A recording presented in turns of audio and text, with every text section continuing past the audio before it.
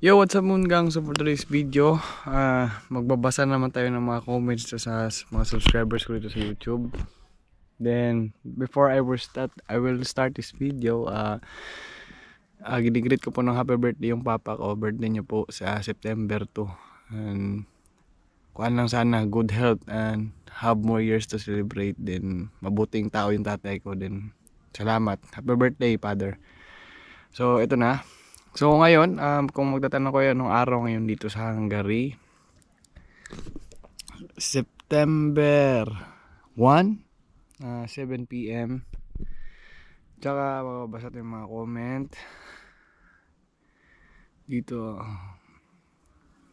Shout out nga po pala kay Ma'am Annie Official Account, sabi niya. Pa-shoutout ka Moon Gang, new subscribers nyo po ako, pero dati na akong nanonood ng mga vlogs mo. Halos napapanood ko na po sa TV namin. Okay, wow. Pasama na din si Megan Kate Pahala. Kasama ko po siya lagi nanonood sa iyo. Wala pa lang siyang YouTube. Salamat Moon Gang, God bless. Nakasubscribe na din kita sa TV account ng anak ko. Wow. Nakapangalan dun sa YouTube niya. Kaya shoutout muna kami. So shoutout nga po pala sa bagong subscribers ko, si Ma'am Annie Official Account, tsaka kay Ma'am Megan Kate Pahala. Thank you so much for subscribing my YouTube. Tsaka I really appreciate that na nanonood po kayo ng video ko. Marami pong salamat po. Ito may comment si Sammy Kumputo. Sabi ni Sammy, boss, paano ba gagawin? Lilipat ka ng employer. So, inanalyze ko to. Lilipat ka ng employer. Hindi ko lang alam kung tama ba yung pagkakagets ko. Siguro andito na siya sa Hungary. Tapos siguro tinanggal. Nilipat ng ibang kumpanya. Ang kanyan boss, yan Moon Gang, wala kang magagawa niyan kundi magantay ka lang sa agency mo na siya yung gagawa ng aksyon na ilipat ka. Kasi dati nung natanggal kami dati, ito based on my experience nung natanggal kami dati sa Samsung, try namin mag-apply sa ibang kumpanya. Pero alam namin na may kontrata kami sa tawag ito sa agency namin dito, which is hindi ko na i-mention, sa agency namin dito. Then yun, hindi bawal pala yun kasi yung dapat talaga, kasi may kontrata kang napirmahan yung magkuhan sa'yo, ang magbibigay sa'yo ng trabaho ang agency mo Moon Gang. So wala kang magagawa, ganon. Solid Moon Gang. Shout out kay Gracelyn Ramos. So sa mga hindi pa po nakasubscribe, please subscribe to my YouTube channel, Edmond Chavez Vlogs. Kalimbangin niyo yung bell, tsaka may Facebook page ako, Edmond Chavez Vlogs, tsaka Edmond Chavez Vlogs 2.0. So ito pa, magbabasa tayo. Din shoutout ko kay Christian Anthony Pingol, siya yung nagupit sa akin. Mulit to nagupit. Undercut yan So tsaka basahin pa natin yung mga comments dito. Comment dito. Nag-comment si Warden Dane. Sabi niya, need pa ba sir fully vaccinated kahit matagal nang walang COVID? Salamat sa sagot. Need talaga ang fully vaccinated. Kasi alam mo kung bakit. Kasi pa kukuhain kayo ng requirements papuntang Hungary is yellow card. Then yung yellow card, para siyang libro na doon nakalagay yung vaccination details mo, first dose, second dose, ganun. Need talaga fully vaccinated. Kung hindi ka pa fully vaccinated, magpa-vaccine ka na lang. Ganun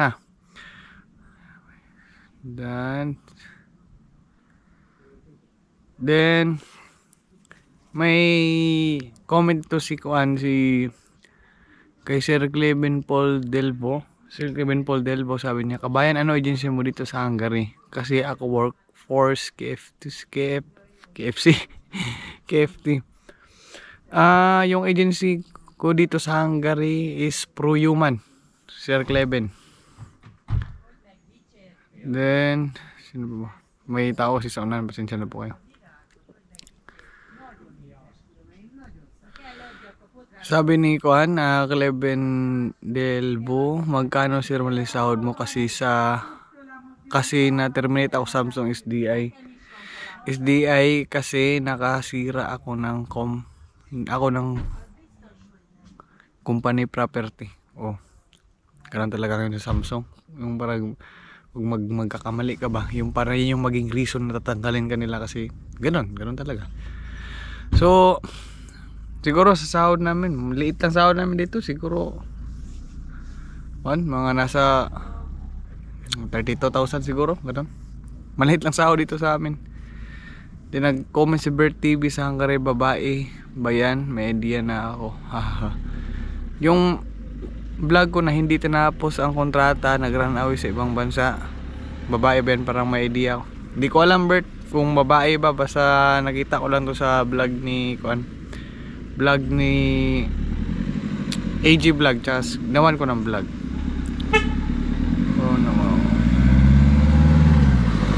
Kaya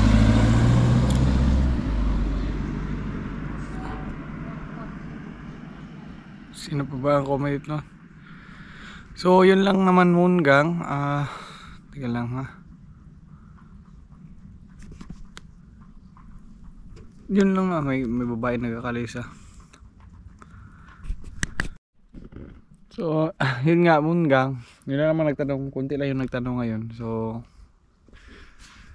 yun talaga Mungang, like for example, kung dito ka na sa Hungary tapos natanggal ka, hindi ka basta-basta na maka-apply sa ibang kumpanya. Ang gagawa lang talaga ng action dyan is yung agency. Siya yung hahanap ng paraan na malipat ka. Stay put lang talaga. Then yun lang naman Mungang, kasi dati na-try ko na talaga yan. Nung pagkatanggal namin, nag-apply ko sa ibang company, hindi talaga pwede kasi tatawagan lang yung agency mo na alain yun, tawag itong kuha ng confirmation ba, so hindi, bawal talaga. So yun naman. So shout out nga pala sa followers ko, sino to,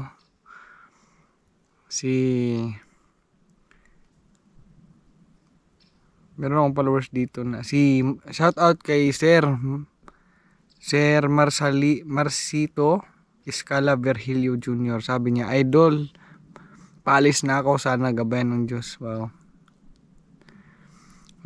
So congrats sa kabayan natin na si Sir Marcito Escala Virgilio Jr. na paalis na papunta Hungary. So nakakatuwa kasi sa vlog natin, na simpleng vlog natin na nag-share lang tayo sa mga asan sila pwede mag-apply, yung mga experiences ko dito sa sa Hungary, ano yung mga dapat gawin nila. So may mga, alam mo yun, may nai-inspired tayong tao na nanonood sa vlog natin, na inspire sa mag-abroad. Kasi ako naman Mungang, yun talaga yung gusto kong gawin, na maka-inspire sa ibang tao na ako, I'm from Davao City, pumunta ako ng Manila para mag-apply, makipagsapalaran papuntang abroad. Then thank God nga may relatives ako sa Manila. Doon ako nagstay sa Taguig. I stayed there for 1 year. Then doon ako pinatuloy. Doon lahat. Saka doon ako nagtrabaho. Then apply hanggang sa natanggap ako. Kaya sa mga nag-a-apply, kung if you're watching this video, alam nyo, naiintindihan ko kayo na alam nyo yung tipong ang layo ng lugar nyo, pumupunta lang kayo sa agency sa Manila para mag-apply tapos hindi kayo na-select. Hindi kayo nakapasa sa exam.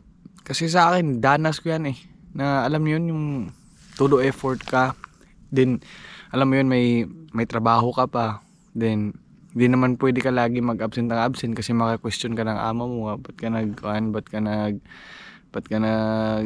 Ba't ka uma-absent? So, danas ko yan So, yung ma-advise ko lang na kahit kahit hindi kayo pinalad, okay lang. Trying hard lang talaga. Kasi ako dati nag-apply ako, hindi ako pumapasa So yung like dati nagtatrabaho ko sa Venice, sa pen shop. Pumupunta ako ng simbahan, nagdadasal ako doon. Sabi ko nga, kasi ang hirap talaga, kasi gusto ko na makapag-abroad noon Nabuburyo na ako sa kakatambay sa amin dun sa Taguig kahit may trabaho. Then ang sabi naman na tawag ito, sabi naman ng mga kuan ko, yung nanay ko, kuan lang, sinishare ko kasi sa nanay ko na yun nga, hindi ako natatanggap sa pag-apply ko. Motivate lang naman siya na yun nga, na apply lang ng apply. Kasi yung first choice ko dati Taiwan, gusto ko mag Taiwan din. Nakita ko tong Hungary, hindi pa gaano kalakasan ng Hungary nun. Try din ako mag Hungary para, kasi naisip ko Europe so mas maganda pag Europe. So hindi ko tinatantanan talaga. Punta ng Manila, galing ako Taguig. Di ako marunong sumakay ng train kasi sa amin sa Davao wala namang train doon Tsaka lang talaga, guts lang talaga. Hirap pa sa Manila noon kasi dati yung tawag ito, pag magko-commute ka, gabi ka talaga makakauwi. Gabi ka makakauwi, tapos sakay ka ng bus, puno talaga, hirap talaga. Kaya yung mga nag-a-apply, danas ko talaga yun. So if you're watching this video, laban lang, ganun talaga sa pag-a-apply, na minsan hindi ka natatanggap. Alam nyo, may kakilala ako dito, kuhan siya nag-apply 7 times, mga pang 6 times siya pang 7 times bago siya 7 times siya nag-apply bago siya natanggap. So like yun yung gawin yung motivation ba, na kahit mahirap, laban pa rin, kasi may pangarap ka, may goal ka. Kasi ang kagandahan kasi sa abroad, kasi yung kikitain mo na like sa Pilipinas, yung isang buwang sahod mo, yung isang sahod dito sa abroad, parang 6 months to 5 months mong pinagtatrabaho sa Pilipinas. So ang hirap ba? Hirap talaga, mako-compare mo. So yun, laban lang pagkuhan. Pag ganito na rin sa abroad, pangalagaan din yung trabaho, para yung mahalin yung trabaho ba, yun lang naman yung importante. So yung gawin ko sa inyo, Mungang, sa akin motivation lang talaga, na apply hanggang sa matanggap. Mahirap mag-apply, malayo yung lugar nyo, pero napupursige kayo na magpunta sa agency para magtrabaho sa abroad. So yun lang na magagawa ko, motivation lang, kasi danas yan So kung may mga questions kayo, mag-comment kayo dyan, and sasagutin yan through my vlog. So ito lang, Mungang, tatapusin ko na itong video. So sa mga nanonood po ng videos ko, marami pong salamat. Then please subscribe to my YouTube channel, Edmond Chavez Vlogs. Tsaka kalimbangin niyo yung bell. Tsaka may YouTube ako, Edmond Chavez Vlogs, sa Edmond Chavez Vlogs 2.0. Tsaga lang tayo, Mungang, kasi at the right time makakuha tayo ng magandang content na interesting talaga. Makukuha ko din yan.